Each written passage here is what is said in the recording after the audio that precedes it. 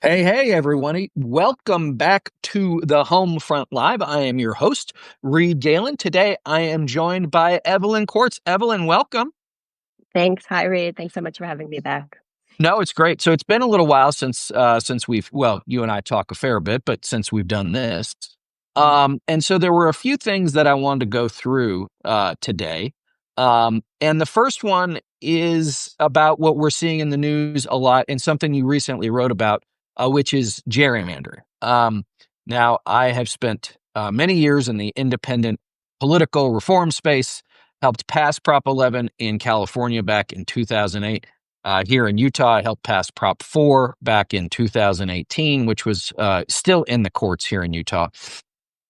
Texas is in the midst of attempting, the Texas Republicans, I should say, of doing a sort of a mid-cycle redistricting. They might do it in Florida, might do it in Missouri.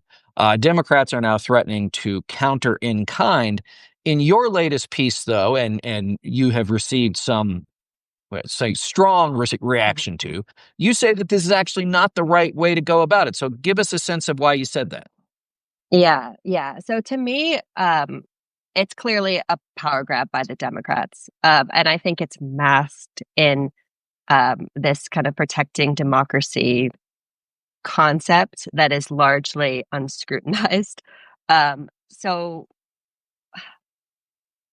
I guess this goes back, and we've spoken about this before, to my argument that if you make Trump the singular villain in the story, you ignore the broader forces that have eroded democracy.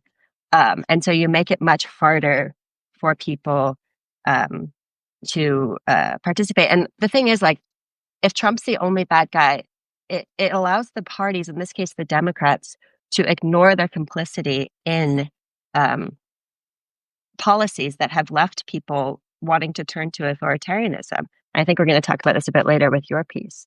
So to me, it's like, it's a clear, I get the emotional reaction. And I think nearly everybody I read said the phrase fight fire with fire.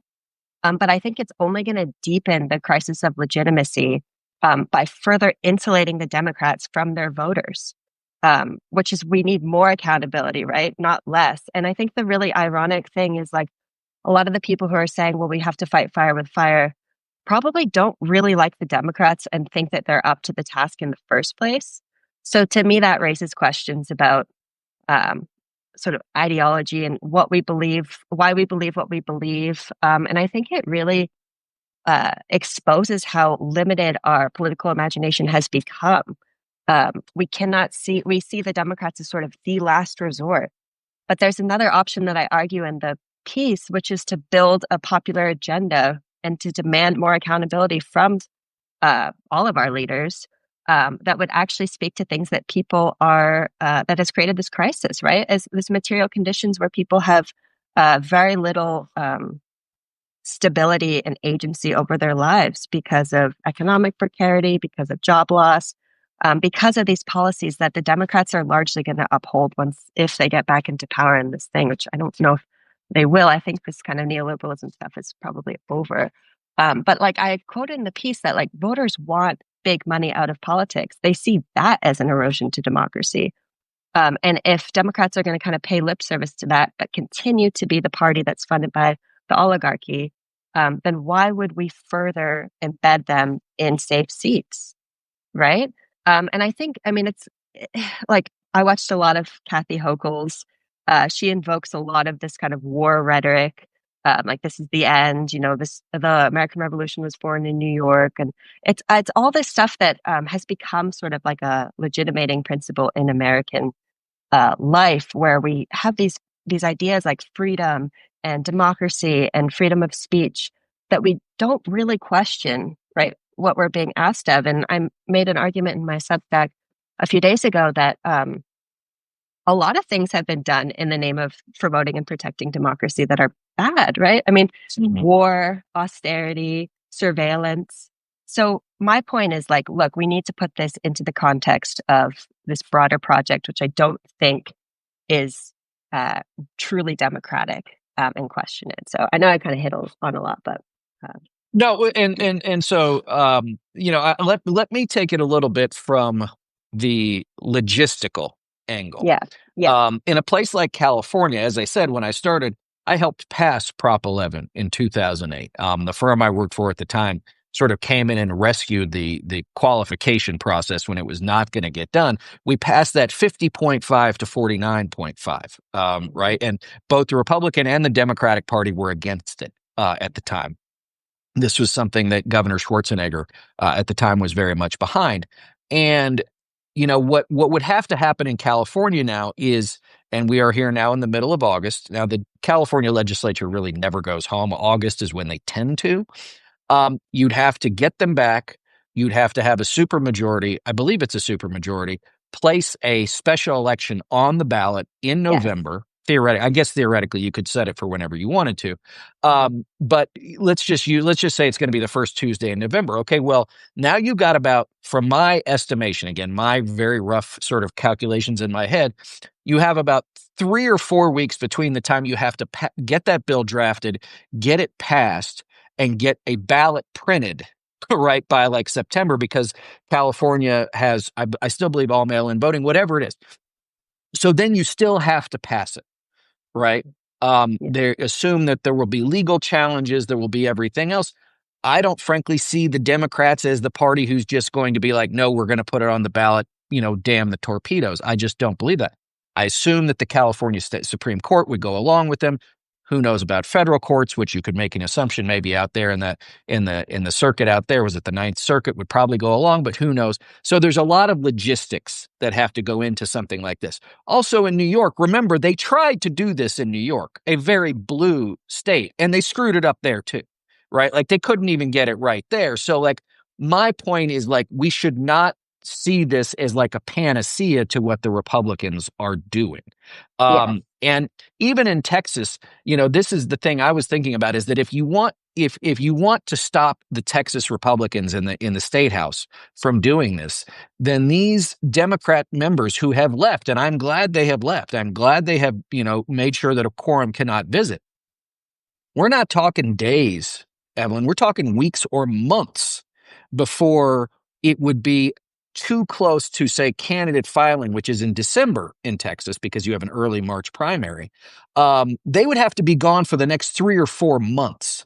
And I'm sorry, like, I don't doubt anyone's fortitude, but that's a long time to be gone from your family. That's a long time to be gone from your friends.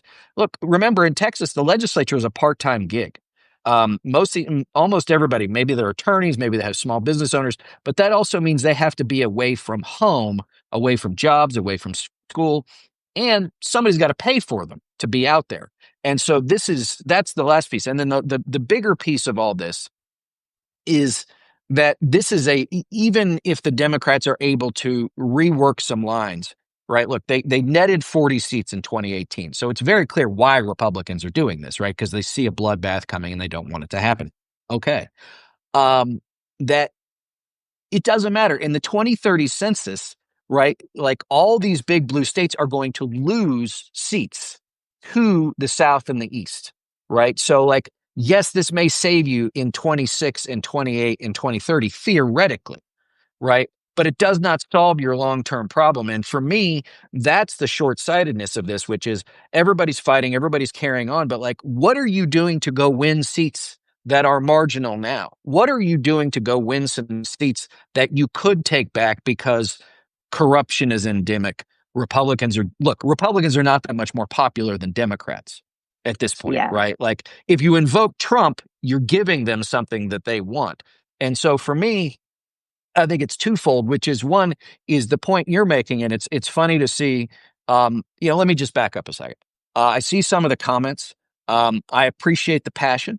But let's also be clear, like we are here because the American political system is fundamentally broken, right? Yes. Like and both guys like Donald have contributed. Democrats. Yeah, that was going to be my next thing. And this doesn't just happen. Like I know, like dyed-in-the-wool Democrats want to say, well, you were a Republican and you did this, and Donald Trump is because of you and all that. But like all of these things, there's no, like, we don't operate in a vacuum. It wasn't like Republicans went running around for the last 40 or 50 years, right, with no Democratic opposition. The Democrats have been there.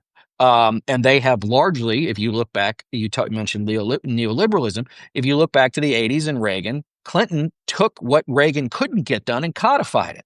Bush made it worse, which led to all these other things. And then Obama didn't really get rid of it.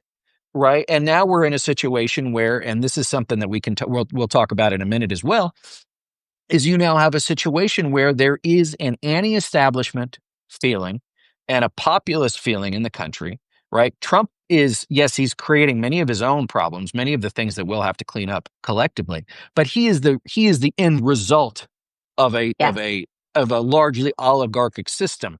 And I think that's the point that we shouldn't miss, even if you're upset about the idea that Evelyn's like, well, we have to fight fire with fire. First of all, guys, I love you all.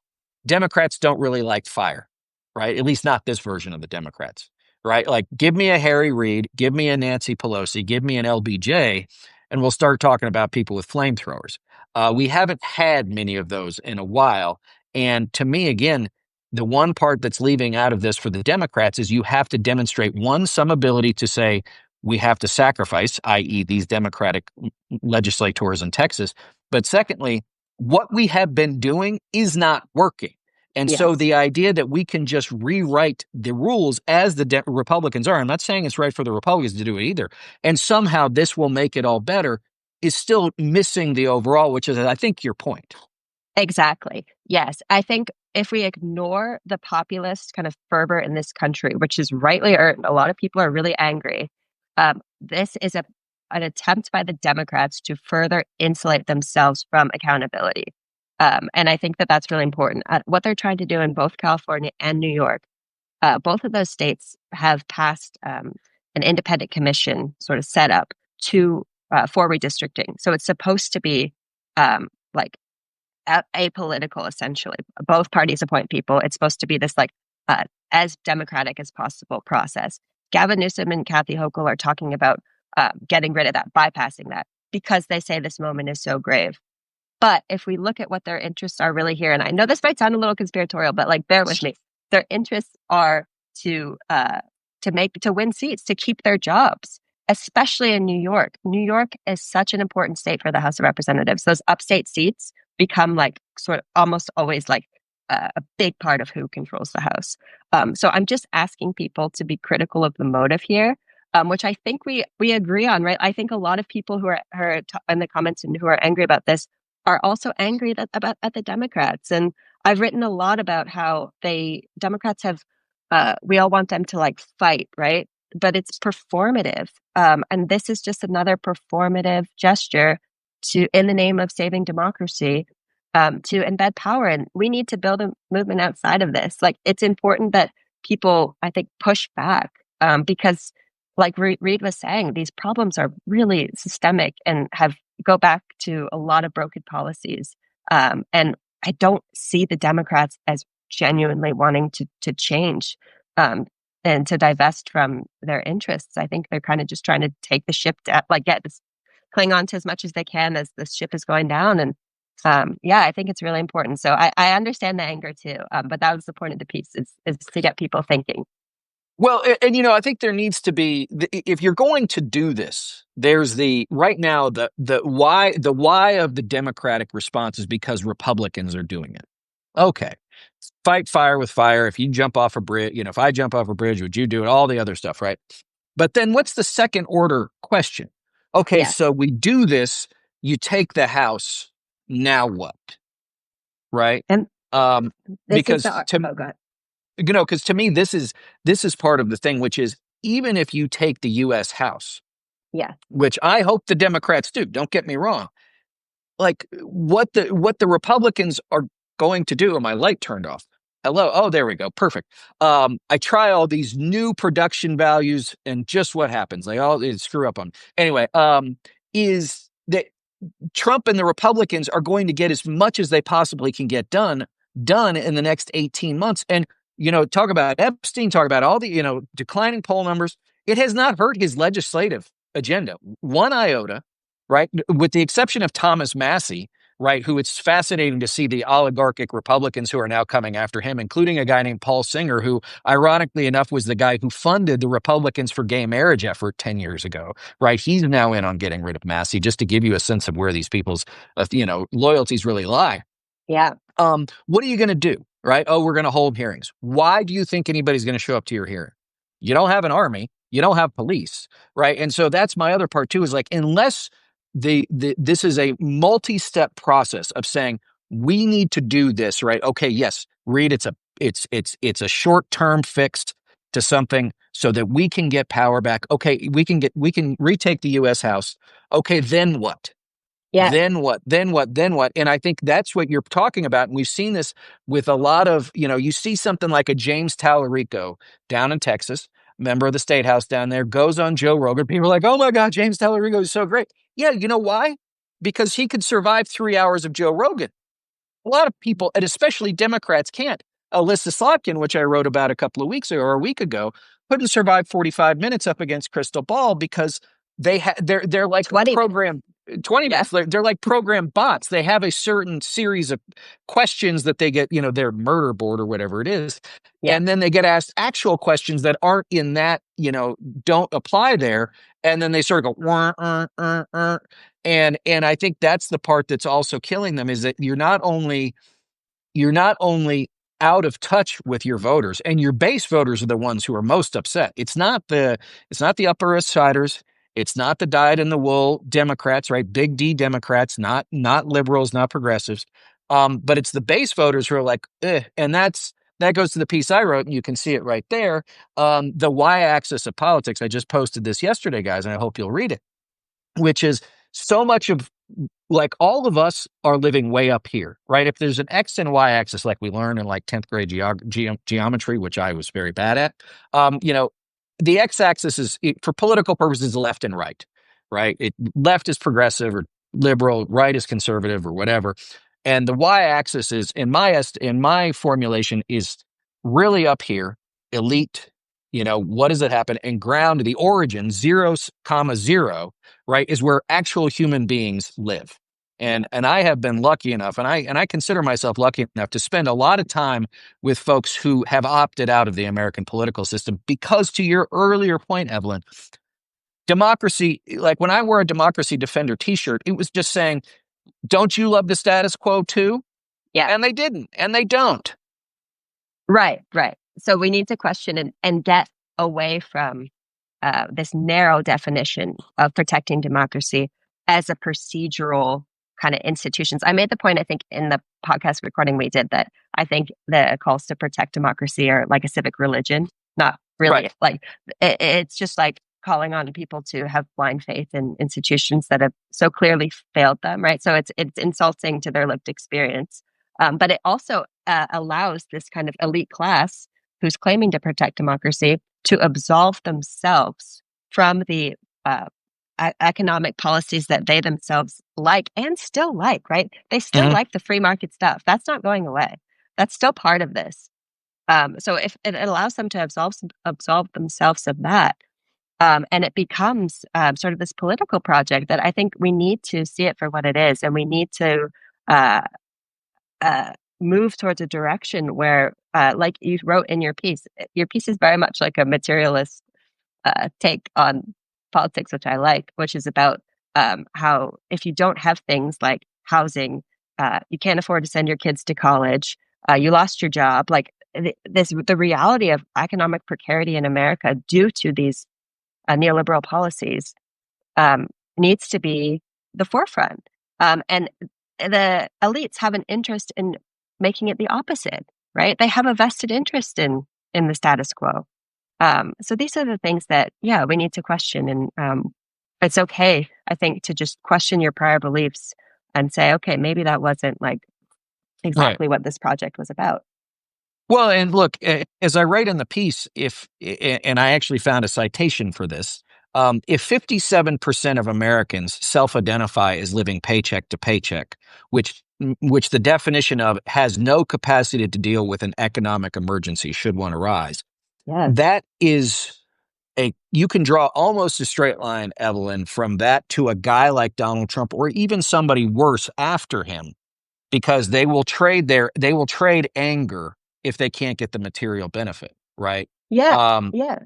And so that's the other part, which is that always leads to political instability. And and people like me who look, I'm a political nepo baby, right? Like I grew up inside the Beltway. I grew up on Capitol Hill. Like everybody's always shocked, right? When like they look over the horizon and the torches and the pitchforks are coming. Yes. The woman that I just interviewed a couple of weeks ago, Sarah Stein Lubrano, who has an incredible book called Don't Talk About Politics, you should definitely read it, said, why should we be surprised people are tuned out? Like what happens in government, governmental policy rarely ever tracks with public opinion, right? What do you want? Yes. I want X. Well, too bad. You Healthcare. get crypto. Yeah. Crypto for you, sports betting for you, right? We're gonna nibble around the edges on junk fees and all this other stuff, and people are like junk fees, right? How about you get rid of, payday loan places? How about you reduce, credit card, interest from 28% to say 10%, something where like everybody's making plenty of money, but it's not usury, right? Like usury used to be a sin, not just like illegal, but it was a sin. And now it's common practice. And we just say, oh, well, that's the risk the credit card companies are taking. Okay, like I accept risk. But the problem is in that context, you're taking risk. But if something really went wrong, and we've seen this in the last 15 years, actually, we saw it just a couple of years ago with Silicon Valley Bank, is if you are the preferred, you're going to get taken care of. And if you're the single mom living in a home that she just barely affords to make the payment on, and you're screwed, sorry, the bank's coming for it, right? Yeah. And so that leads me to the next thing that you and I were discussing earlier, maybe it was late last week, is this idea now that you have Tucker Carlson at an event, you have Charlie Kirk, and you have Steve Bannon who are speaking to this economic populism. And the example I gave you was there were Charlie Kirk. I think all of these people are loathsome, so please let me preface it by that. But Charlie Kirk is asked at one of his events, how would you make housing more affordable? And you know what he said? I would force BlackRock to sell every single family home that they currently own. Like there's a lot of people who go, that makes a lot of sense to me. But you're going to find a lot of our friends, in the Democratic elite going, well, we can't possibly do that. We can't possibly do that. And my fear is that and this will eventually morph into JD Vance, is that they're going to steal a march on economic populism on the Democrats and move further and further away from the working class, and Republicans are going to pick up more and more working class, not just working class whites or Latinos, but also African Americans and anybody else who's below that line, that 58%, 57% line. And that's my concern, is that the answers are staring us in the face. I think they're staring a lot of us in the face, but there's too few people who just don't want to see it. Yeah, I wrote a whole piece about this. Tucker Carlson and Marjorie Taylor Greene too, and I was talking about this. I think it's the natural extension of Trump. I think this is Trump 2.0. This is the like true America First populist, as true as it kind of can be. It's also very strange, but right. They talk about these things and they're angry, and people responding. Marjorie Taylor Greene, it was kind of remarkable, made the statement on Twitter about how she came out against the war in Gaza. She called it a genocide, which most Democrats have not done. And she said, as when we fund these forever wars, you are directly taking away from my children and their generation's ability to live a prosperous future. You're stealing from them, and that is the enemy, right? That's pretty powerful. No one in the Democrats, they're like largely upholding this kind of neoconservative, especially Alyssa Slotkin, right? She likes this stuff, and she's kind of, I argue, like one of their kind of biggest tells on what the Democrats are going to do. But yeah, I think it's really interesting, and we'll have to see. I mean, yeah. I don't. Well, the Marjorie Taylor Greene thing, to me is the definition of the horseshoe theory of politics, right? Yes. Yeah. It's like if Marjorie Taylor Greene is saying it's bad, like guys. And now you saw she said that, and then AIPAC attacked her. Yeah, right. Calling her. I think she's saying she betrayed American values and all this stuff. So like, they will brook no deviation from the norm as it is, and you can see the efforts being stepped up And I think it's a much more difficult thing now that I mean, aside from what's already happened in Gaza, Netanyahu now saying he's actually going to go in and physically occupy what's left of it. And you can see a friend of mine, Alex Theodoridis, who's the co-director of the UMass Amherst poll, just their stuff just came out last week, and Democrats are obviously Democratic respondents, right, are very against what they're seeing over in Israel and Gaza. Yeah. Independents are not a fan either.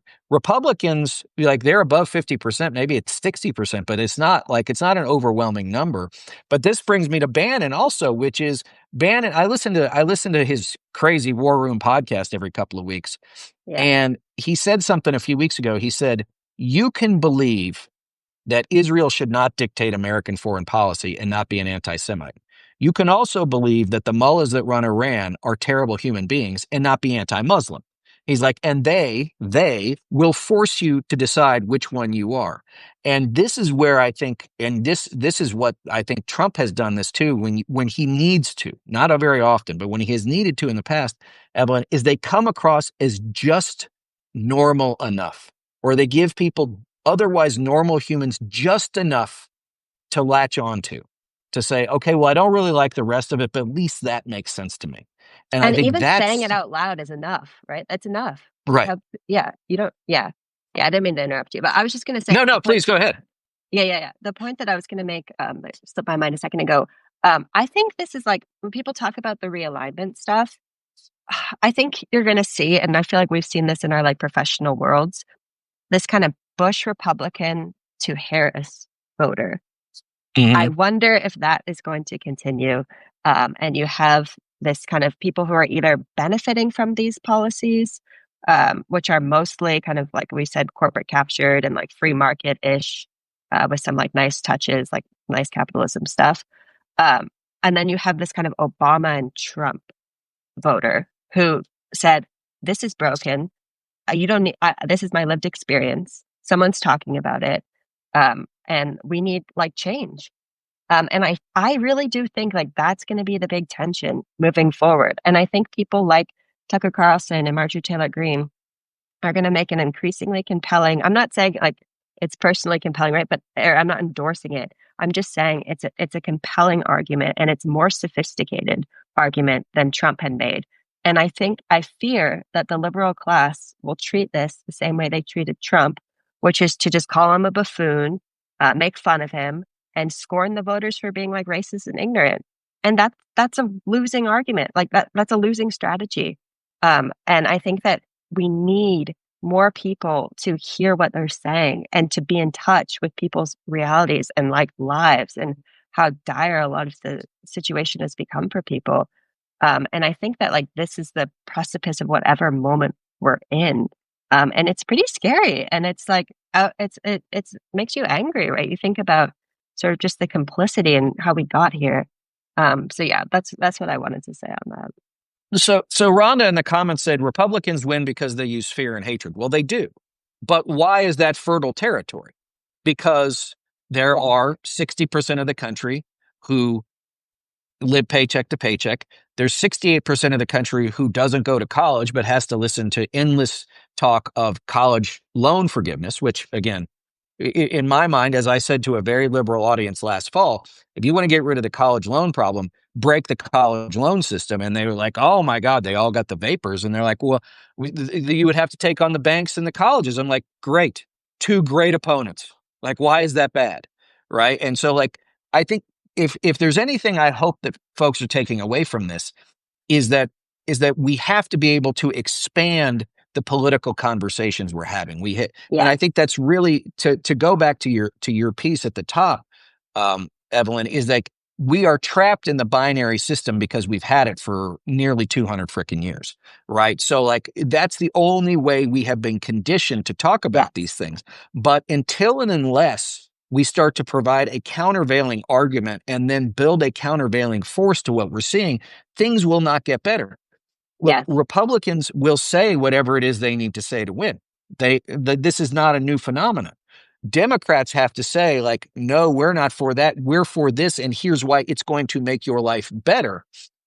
And if it's only going to be, as I saw this great line in a book I'm reading, if it's only going to be old wine in a new bottle, people aren't going to buy it, Yeah. right? Like they know, like, you know, look, in the political class, there's too many people who believe that voters are stupid or uninformed.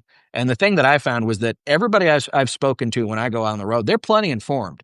Yeah. They're unimpressed, right? Yes. They're completely unimpressed. Like, this is not like the 1950s where if I didn't read a newspaper, I didn't listen to the radio, and I didn't watch, if I had a television, like I would literally not know what was going on. It is impossible to avoid what's going Yeah. on in the world, right? Whether it's your Yeah. phone going ding, ding, ding, ding, ding, or it's somebody talking or whatever it is, you can't avoid it anymore. And I think that is being ignored at the peril of what the country will have to be and what we have to build, from my perspective, in what's going to be the post-Trump world. And we have to start that now. Because I'll tell you this, if we don't figure out what we want to be come January 20th, 2029, right? Like JD Vance, like he believes this stuff, right? Like Peter Thiel, like if it takes a guy 15 seconds to decide whether or not he thinks humanity should survive, like is that a guy you want being the president of the United States' main bankroll? I don't think so. Yeah, and that's the argument I made in the piece on Marjorie Taylor Greene and Tucker Carlson, right? It's like, wake up, you know, these people, like, listen to what these people are saying, and if the elites won't do it because they're not interested in actually like challenging the oligarchy, then the people need to do it. Like, there needs to be a movement, and more people calling them out. We can't see the Democrats as the default opposition to this, right? I argue, and people might not like this, they've been part of the problem for a long time.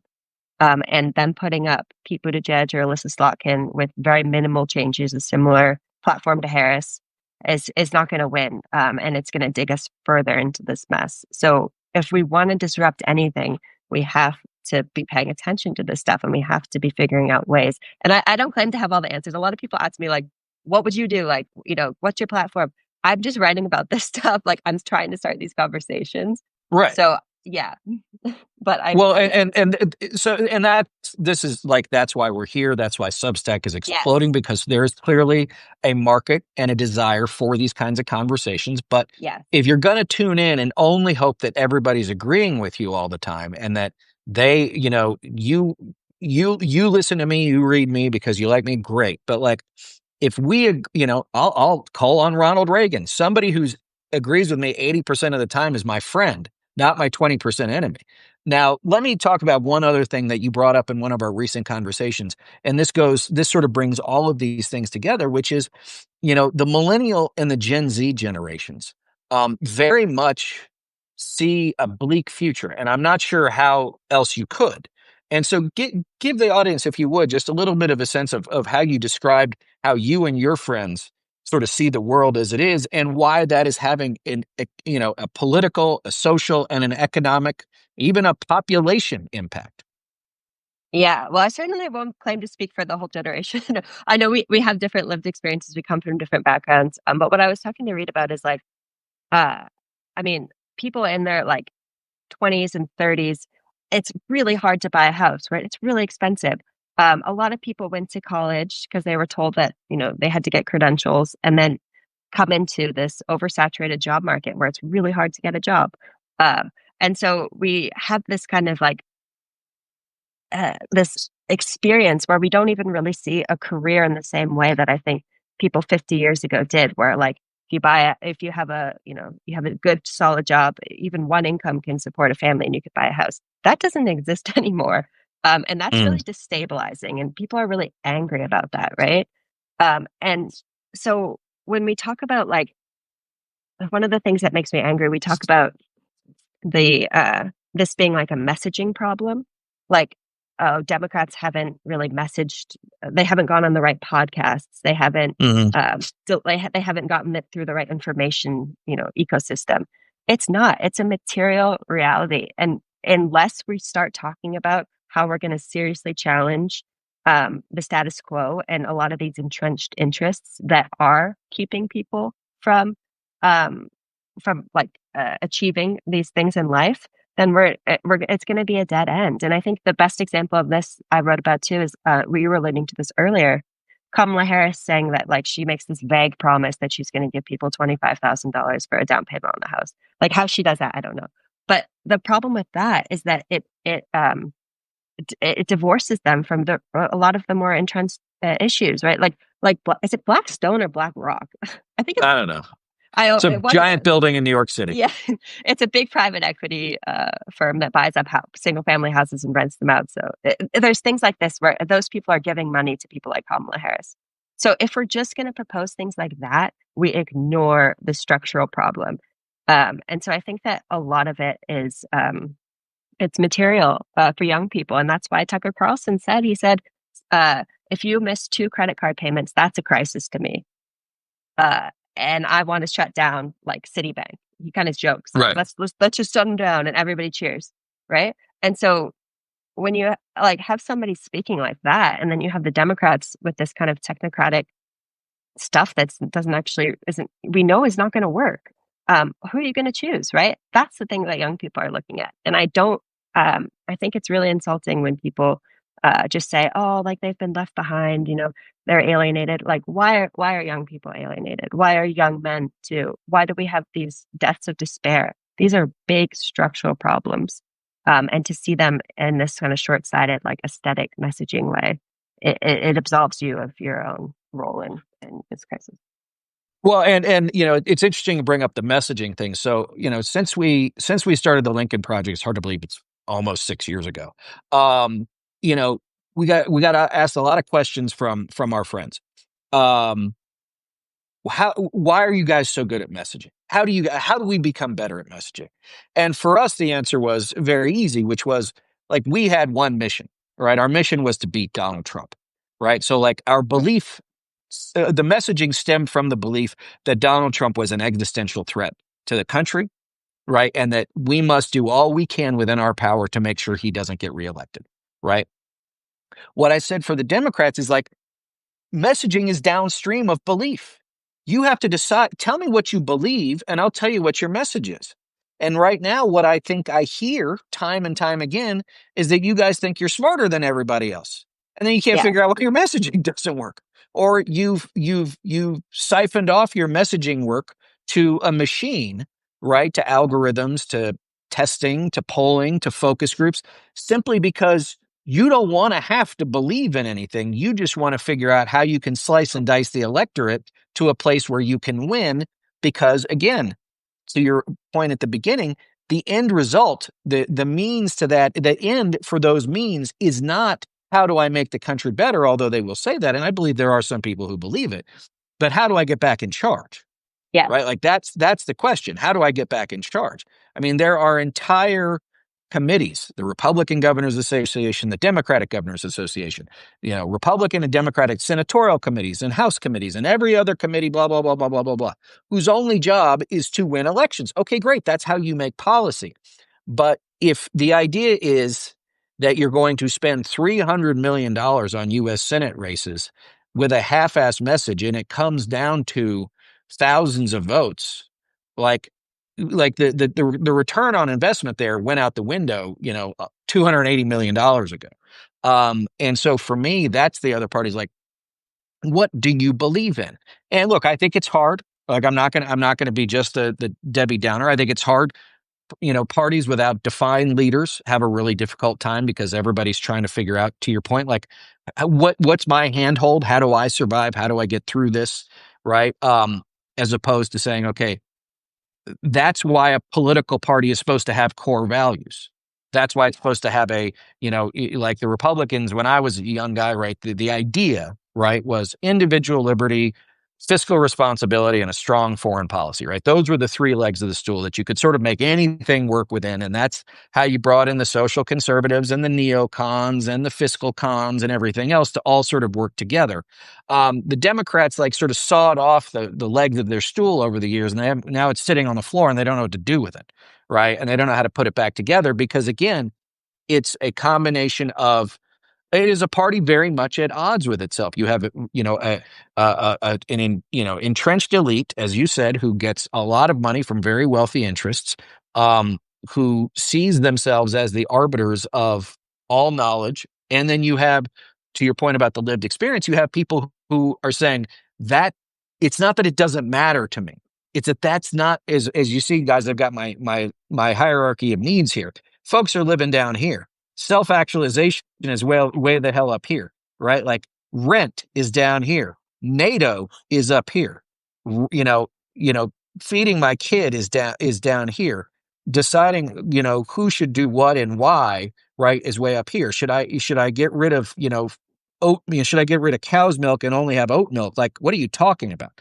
And so I think that's the other part, is that there's this frustration. And I think you're talking about it with your generation and Gen Z, is like, do you not know what's going on? Yes. Right? Do you not see what's happening? Do you not care? Does it not matter to you? Do you not think it matters? Do you think that, like, even now, 10 years into Trump, like, eventually the fever will break? Like, the world as we knew it is gone.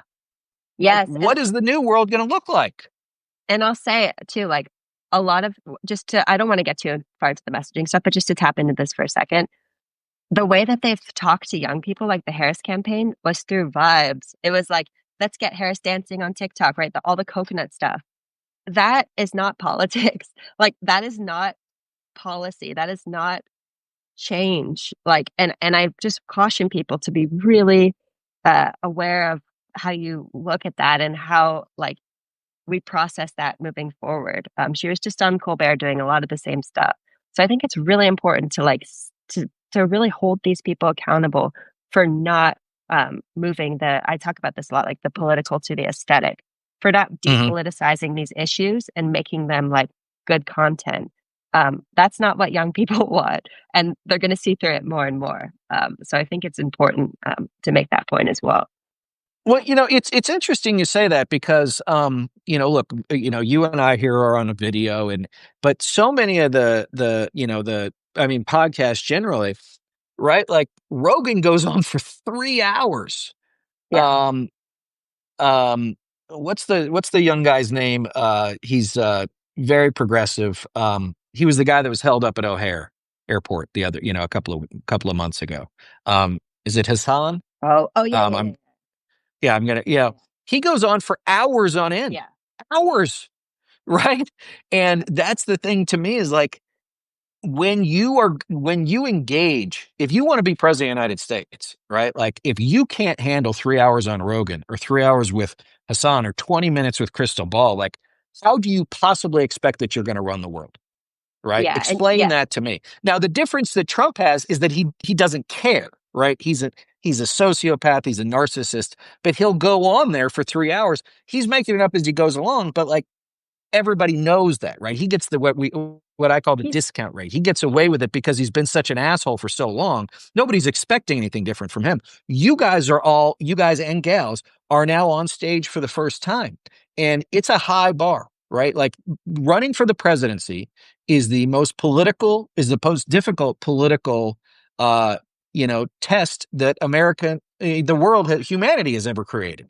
And if you can't handle a question on Israel and Gaza, like, you need to question your premises, because from my perspective, if you don't have a clear answer on that, you're not going to have a clear answer on anything else. And as I think, you add the material concerns that you're talking about with your generation and the generation behind you, with now the moral concerns of something like an Israel and Gaza, that's a very difficult, bridge for the average establishment Democrat to cross.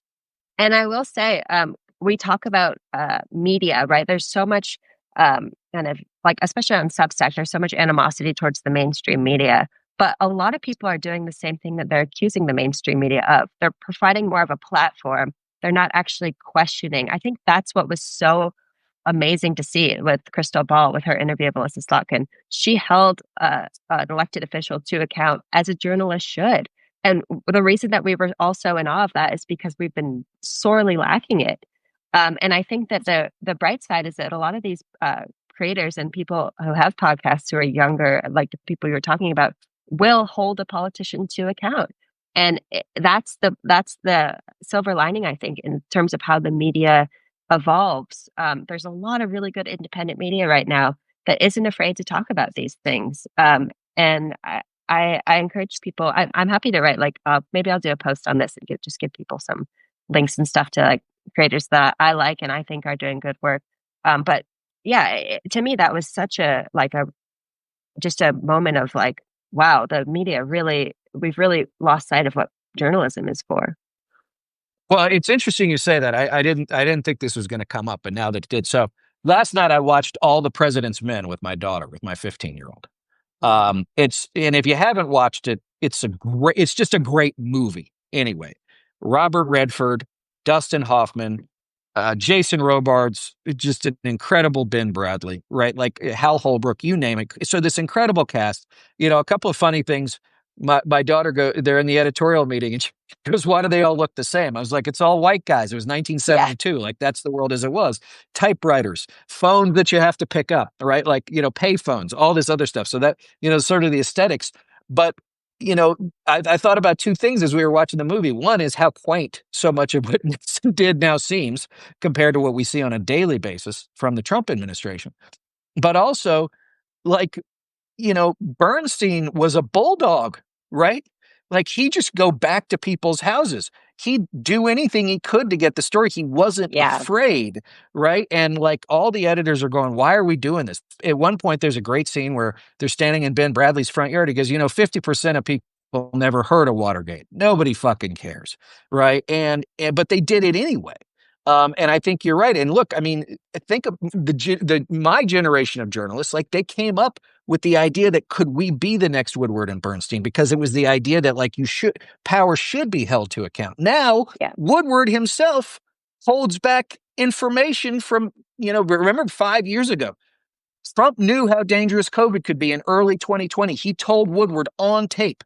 Woodward waits until September of that year so his book can come out, right? Like everything we're seeing is really driven by what incentive is most going to benefit me rather than what's going to benefit the greater good. And that's what journalism was supposed to be. You didn't get into journalism. There was never any money in it, right? That wasn't the point. Now it's book deals, podcasts, TV gigs, everything else. How do I do this? How do I do this? How do I do this? And now it's like, okay, great. And there's still some incredible reporters out there, and there's some incredible reporters on this platform. But the point is that again, once that incentive structure gets all whacked out, you go from Woodward and Bernstein to Jake Tapper, right? Which is like, or Woodward of the 21st century, right? Which is he knew better and he did it anyway. All right, I'm sorry, I'll get off my.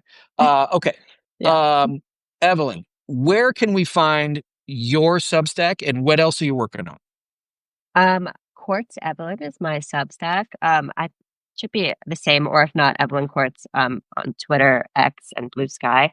I have a couple things I'm working on.